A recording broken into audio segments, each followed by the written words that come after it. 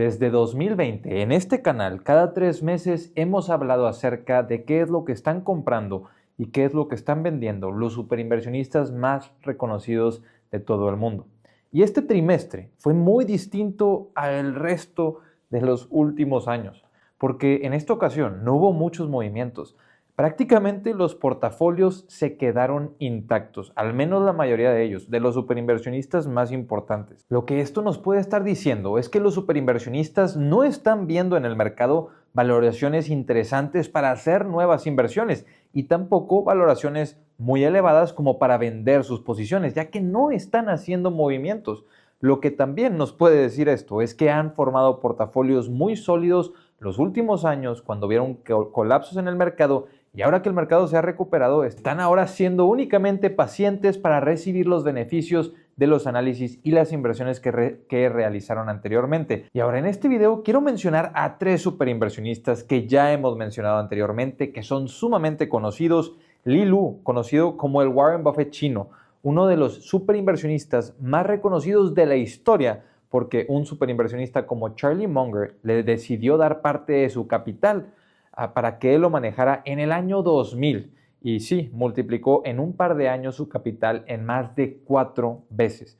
Entonces, Li Lu es una persona que hizo muy pocos movimientos en su portafolio y que tiene un estilo muy similar a Warren Buffett. Ahora, tenemos que mencionar que solamente podemos ver sus inversiones en Estados Unidos y cabe recordar que muchas de sus inversiones se realizan en el continente asiático, por lo cual no sabemos cuál es el grueso de su portafolio, pero sí podemos ver qué movimientos hace en Estados Unidos, que otra vez, un superinversionista que ha logrado vencer al mercado con creces. Por otra parte, mencionaremos a tan reconocido Bill Ackman. Y Bill Ackman también, además de vencer al mercado, ha hecho trades muy conocidos por el mercado, como lo hizo en 2020, cuando puso cortos al mercado, cuando tenía opciones en contra del mercado. Por otra parte, mencionaremos a Dev Kantesarya, un superinversionista que comienza a ser conocido, que hemos mencionado ya un año desde la primera vez que hablamos acerca de él.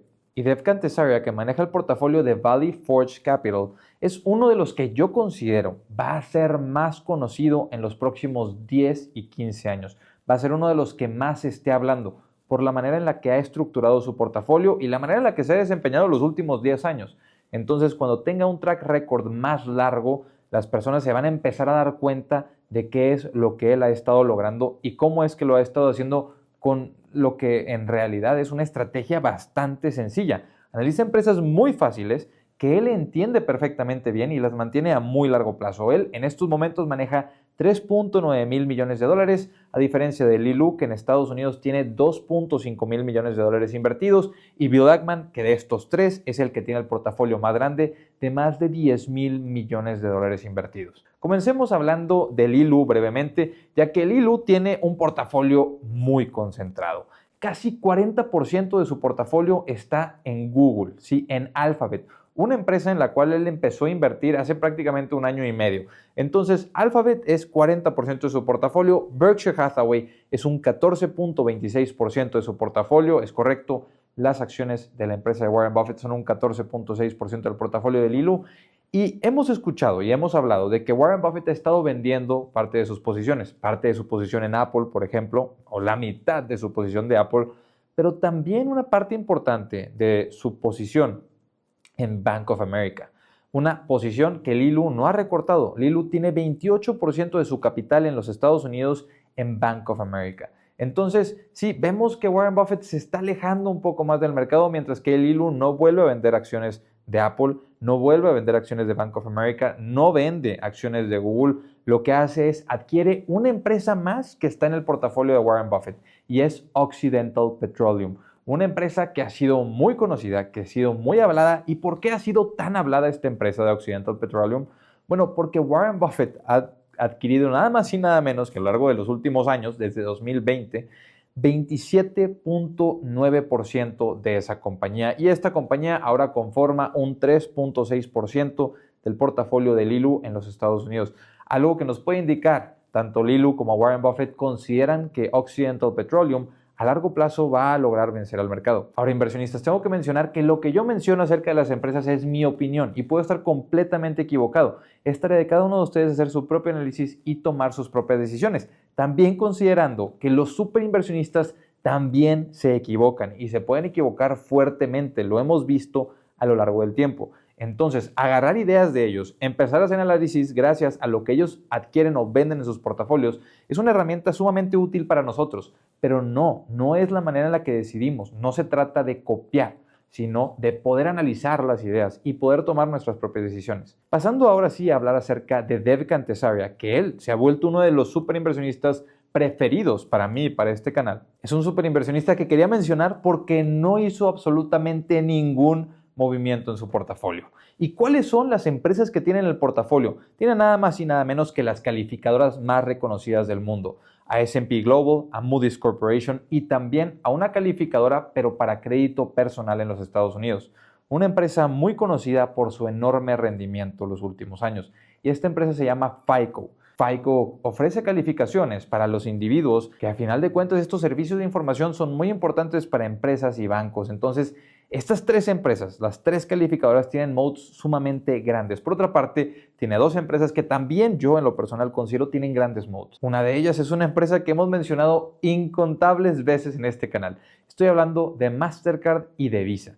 Sí, para mí, algunas de mis empresas preferidas y en las que considero hay más predictibilidad de sus ingresos están en su portafolio, las cuales son S&P Global y también Visa. Y bueno, creo que no hace falta mencionarlo, pero Visa y Mastercard son empresas que tienen infraestructura para realizar pagos, para transferir capital.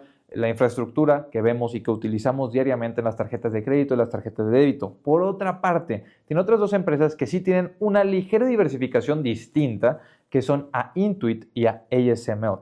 Intuit es una empresa que ofrece, podríamos decir, softwares para llevar a cabo, por ejemplo, la contabilidad, temas fiscales. Intuit es una empresa sumamente sólida de ingresos predecibles. De hecho, hemos hablado también de Intuit en varias ocasiones porque uno de los directivos de Intuit ahora es el nuevo CEO de PayPal que se está encargando de darle la vuelta al negocio que es PayPal. Y bueno, ha estado teniendo buenos resultados de acuerdo a los últimos reportes trimestrales. Y ASML, la otra empresa que tiene Dev Kantesarya en su portafolio, es una empresa que se dedica a producir máquinas, pero no cualquier tipo de máquina, ya que son máquinas sumamente especializadas que tienen decenas de miles de partes y es muy difícil producirlas. Estoy hablando de las máquinas que producen los chips de más alta tecnología, de última tecnología, los chips que se utilizan para todo el desarrollo de tanto inteligencia artificial como los chips de semiconductores normales, con lo cual muchas veces cuando se habla acerca de invertir en una empresa que se esté beneficiando por la inteligencia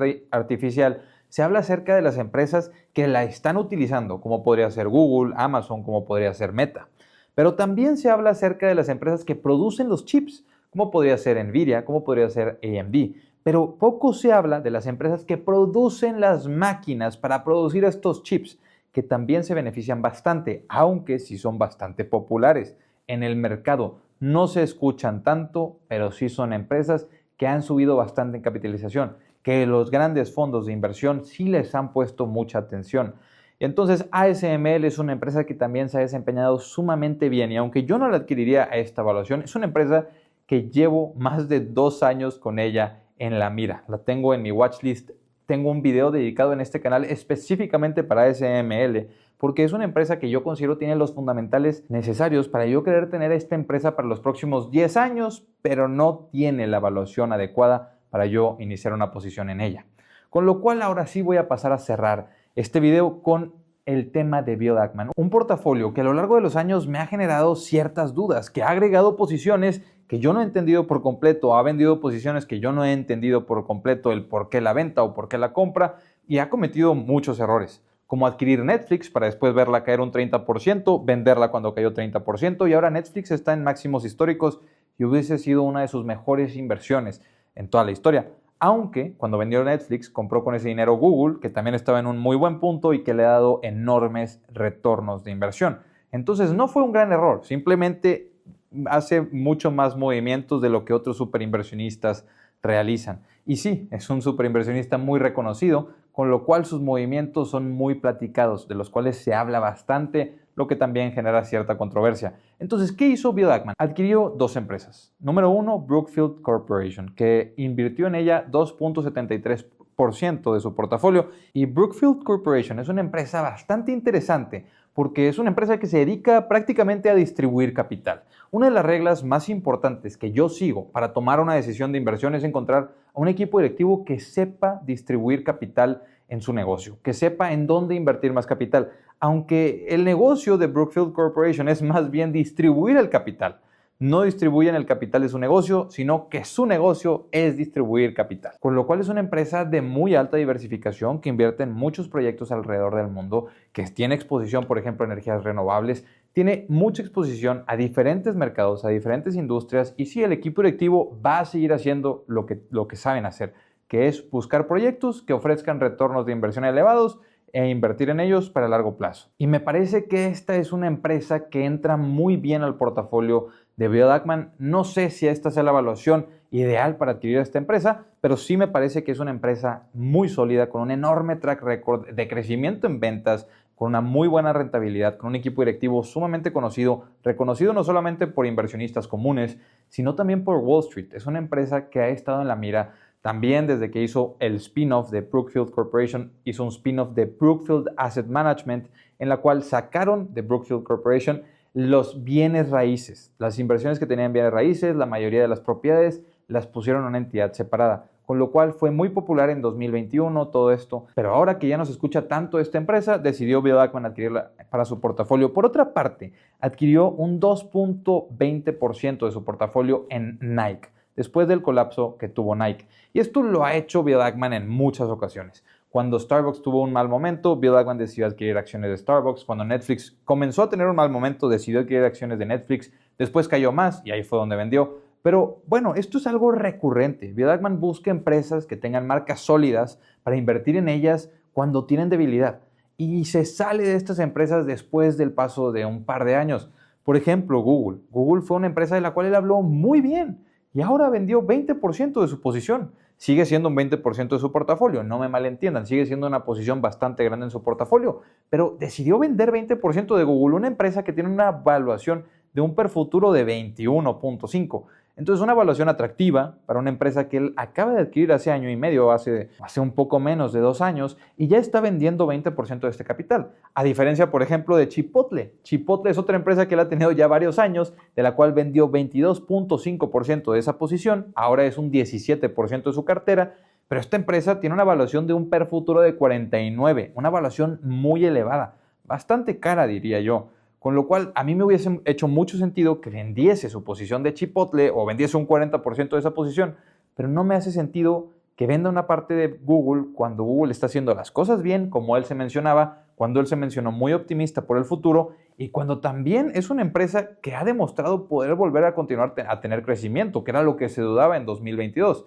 Por otra parte, Chipotle sigue demostrando crecimiento, crece aproximadamente 15% al menos en promedio anual los últimos 5 años. Entonces es una empresa de alto crecimiento, una empresa de restaurantes que ha sido muy popular en los Estados Unidos, pero bueno, también entiendo que vende esta posición. Tuvo bastante suerte ya que también acaba de salir el CEO de Starbucks y yo me pregunto si él sabía algo de esto. Y aquí también hay algo curioso porque acaba de irse el CEO de Chipotle para empezar a trabajar en Starbucks. Yo no sé, me pregunto si él tendría alguna información acerca de que pudiera irse el director de Chipotle para trabajar en Starbucks como CEO. Dudo que tuviera esa información. En realidad me hace mucho sentido el recorte de la posición de Chipotle y sigue siendo una posición muy importante en su portafolio. Pero yo me quedo pensando y dudoso de por qué adquirir Nike. Nike es una empresa que no tiene un moat tan grande y nos ha dicho una y otra vez Bill Ackman que para él lo más importante estos últimos años se ha vuelto la predictibilidad y el moat de las compañías. Y ahora, después de que hablaba maravillas del moat de Google y del futuro de Google, decidió recortar su posición. Considero que lo hizo un poco antes de tiempo. Sí, como vieron, los otros dos portafolios de Lilu y de Dev Kantesarya no tuvieron movimientos. Y a mí me pareció excelente que no tuvieran movimientos, me pareció excelente las posiciones que tienen.